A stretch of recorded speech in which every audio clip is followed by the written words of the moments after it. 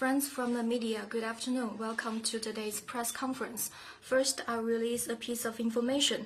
At the invitation of Kyrgyzstan's Minister of Foreign Affairs, Kulubayev, Minister of Foreign Affairs, Saidor, and Tajikistan's Minister of Foreign Affairs, Mukhridin, members of the Political Bureau of the CPC Central Committee and Minister of Foreign Affairs Wang Yi will visit the three countries and hold strategic dialogues respectively with their foreign ministers from November the 19th to the 22nd.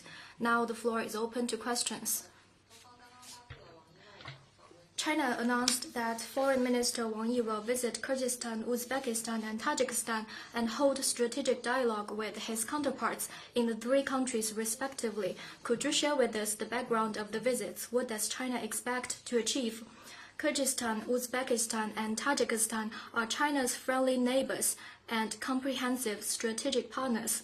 Since the beginning of this year, President Xi Jinping has met with President Japarov, President Mirziyoyev, and President Rahman more than once. Under their guidance, China's relations with the three countries have been elevated to a new stage. To implement President Xi Jinping's common understandings with the three presidents, member of the Political Bureau of the CPC Central Committee and Minister of Foreign Affairs Wang Yi will visit the three countries and hold strategic dialogue with his counterparts in the three countries. They will exchange their views on bilateral relations and international and regional issues of mutual interest. China believes that the visit will fully implement outcomes of the second China Central Asia Summit and the common understandings between President Xi Jinping and the three presidents, act on the China Central Asia spirit, enhance political mutual trust and traditional friendship, deepen high-quality Belt and Road cooperation, and bring about more positivity to the building of the China Central Asia community and the community with a shared future between China and three countries. CCTV several days ago, some individual politician in Japan said China was overreacting to Takaichi's remarks. Japan's chief cabinet secretary said the Japanese government's position on Taiwan remains unchanged and is inconsistent with the Sino-Japanese joint statement. What's your response? China has made its serious position clear several times on Japanese PM Takaichi's wrongful remarks on Taiwan. The remarks seriously violate the spirit of the four political documents between China and Japan and cause fundamental damage to the political foundation of the bilateral relations. During the discussions on resuming China-Japan diplomatic ties, China explicitly put forth three principles. The government of the PRC is the sole legal government representing the Chinese people. The Taiwan province is an inalienable part of the territory of the PRC. And the so-called Taiwan-Japan Treaty is illegal and invalid and must be abrogated. In 1972, the two countries signed the Sino-Japanese Joint Statement and officially established diplomatic relations. Three places in the joint statement are related to the Taiwan question. First, in the opening paragraphs, it is written that the Japanese side reaffirms its position that it intends to realize the normalization of relations between the two countries from the stand of fully understanding the three principles for resuming diplomatic ties put forward by the government of PRC. Then Article 2 says that the government of Japan recognizes the government of the PRC as the sole legal government of China. And Article 3 says that the government of the PRC reiterates that Taiwan is an inalienable part of the territory of the PRC. The government of Japan fully understands and respects the stand of the government of the PRC, and it firmly maintains its stand under Article 8 of the Potsdam Proclamation.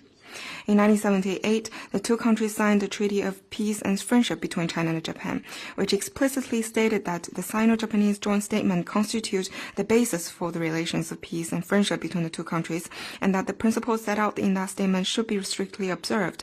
The treaty affirmed the principles and contents of the joint statement in legal terms and set out the legal parameters for China-Japan relations. In 1998, the two sides released the China-Japan Joint Declaration on building a partnership of friendship and cooperation for peace and development, in which Japan promised to continue to maintain its stand on the Taiwan issue, which was set out in the joint communique of the government of PRC and the government of Japan, and reiterated its understanding that it is one China. It stated in the document that Japan will continue to maintain its exchanges of private and regional nature with Taiwan, which ruled out the legality of Japan developing official relations with Taiwan. In 2008, the China-Japan Joint Statement on All-Round Promotion of Strategic Relationship of Mutual Benefit stipulated in Article 5 that the Japanese side reiterated that it will continue to abide by its position on the Taiwan question stated in the joint statement. The 4 political documents between China and Japan made clear statements on the Taiwan question, which are solemn commitments of Japan with legal effect under international law and allow no space for ambiguity or distortion. No matter which political party or figure is in power in Japan, they must uphold and abide by the commitment of the Japanese government on the Taiwan question. We urge Japan to be responsible for the history and its relations with China, stop crossing the line and playing with fire, retract the wrongful remarks and deeds, and honor its commitments to China with real actions.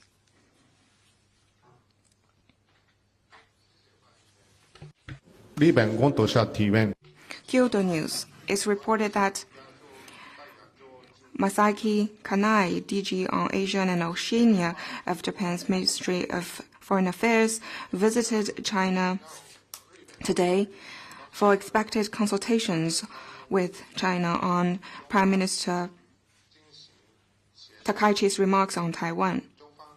What's China's comment on this?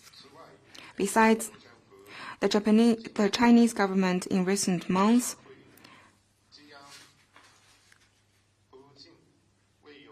has called on Chinese tourists to avoid traveling to Japan, citing social instability cases in Japan in recent months. Can you give us any examples on the security situation in Japan? The negotiation you mentioned, we will release information in due course. I would like to stress that on the wrongful remarks made by the Prime Minister of Japan, China will continue to launch serious demarches and opposition to Japan, urge Japan to retract their wrongful remarks and stop stirring up troubles in China-Japan relations. I would like to say that for some time, the crimes targeting Chinese people in Japan has been frequent, and there are dangerous remarks online. We are deeply concerned about it. It is reasonable for the relevant department to release such information. Next one, please.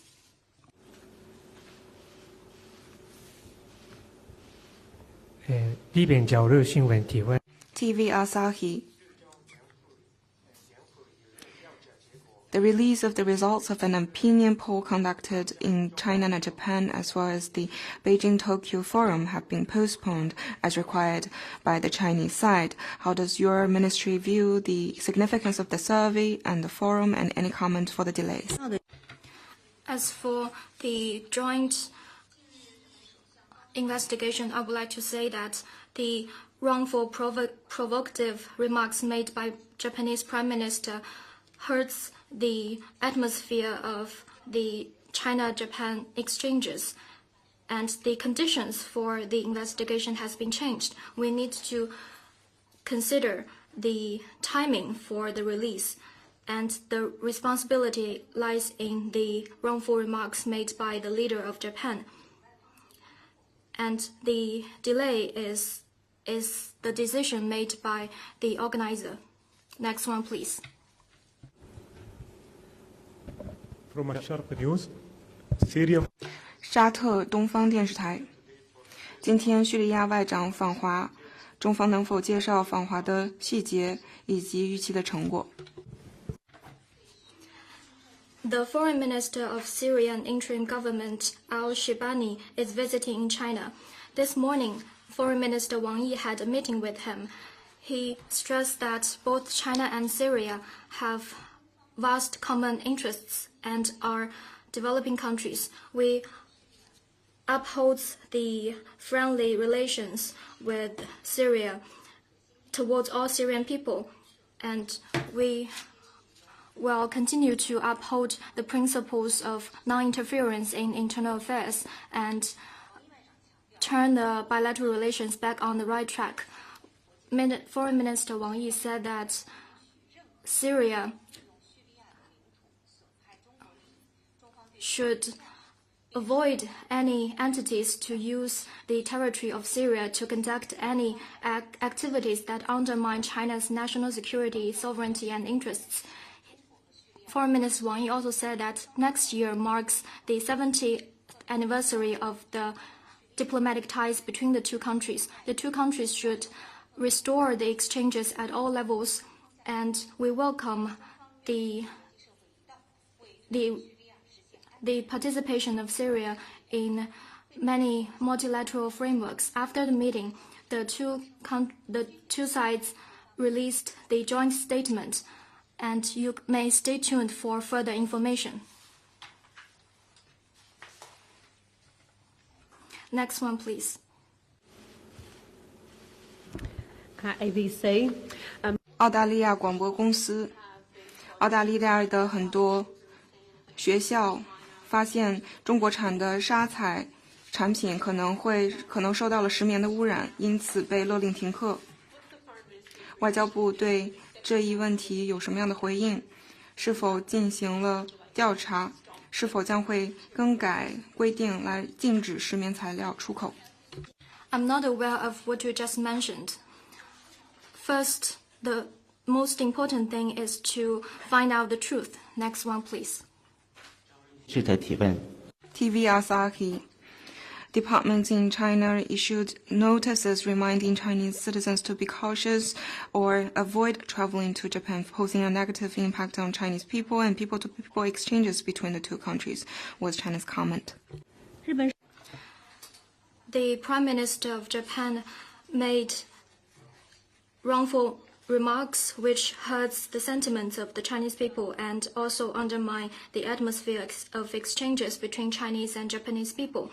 Japan should correct their wrongdoings to avoid the further undermining of the bilateral relations. Next one, please. 环球时报提问，据报道14日。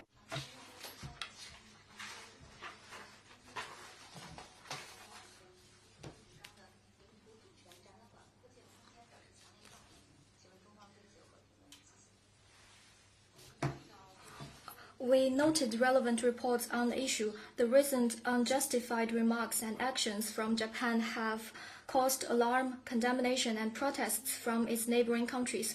We urge Japan to repent for its history of aggression, stick to the path of peaceful development, and take concrete actions to earn the trust of its neighbors in Asia and the international community.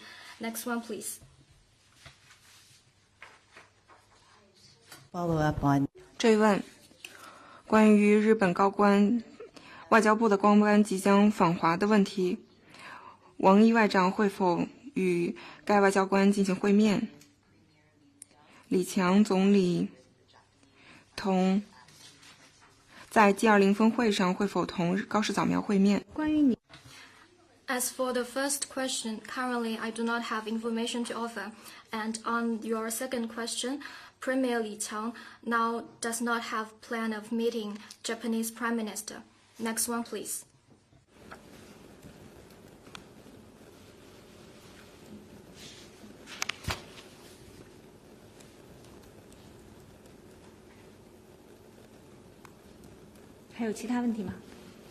Any other questions?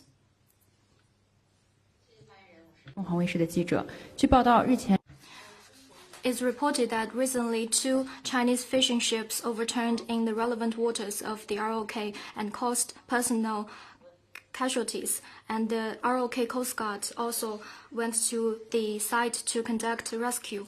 On November the 9th and the 10th, 2 Chinese fishing vessels overturned in the relevant waters of the ROK. After the incident, the Chinese embassy in the ROK and Consular General in Gwangju had coordinated with the ROK diplomatic and Coast Guard departments and called on the all-out rescue. We appreciate and thanks the ROK for their all-out continuous rescue work.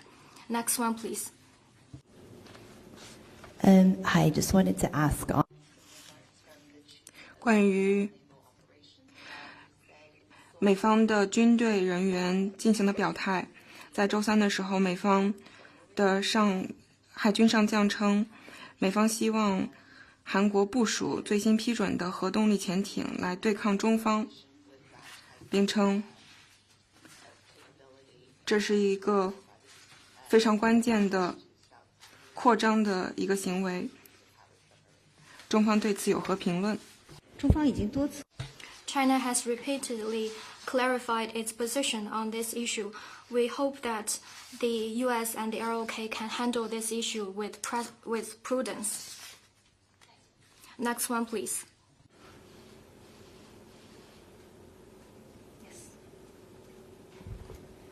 Two more questions. 还有2个问题，一个问题是白宫的一个关于安全的备忘录称，阿里巴巴向中国的军方提供了针对美国目标的技术支持，这是《金融时报》所做的报道，中方对此有何评论？第2个问题是，